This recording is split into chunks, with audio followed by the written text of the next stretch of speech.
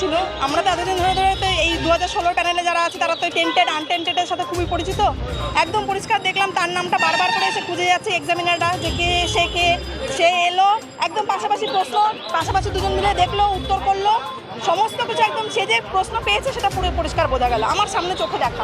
এবার আমরা কি করব বলুন, আমরা কি করবো, আমাদের আর কিছু করণীয়।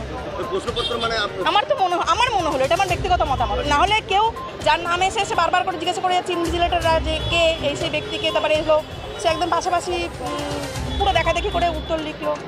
এটা কোন রুমে পড়েছিল এটা? নিচে ওপরে মানে কোন রুম মনে আছে? আমার রুমে। আমার সেটা কত নম্বর রুম সেটা মনে আছে? না, রুম নাম্বার মনে। আজকে পরীক্ষা আপনার কেমন হলো? জানি না, বলতে পারবো না কেমন হয়েছে। আমরা খুব মানসিক অবসাদগ্রস্ত। এত বছর চাকরি করার পর এই দিনটা এসে আমাদের দেখতে হবে, আমরা সেটা ভাবিনি।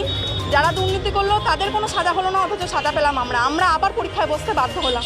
আর এই মানসিক অবস্থা নিয়ে আমরা কতদূর কী করতে পারবো সেটা কিন্তু আমাদের আর জানা নেই। কি নাম আপনার? আমার নাম জয়শ্রী বাউলিয়া।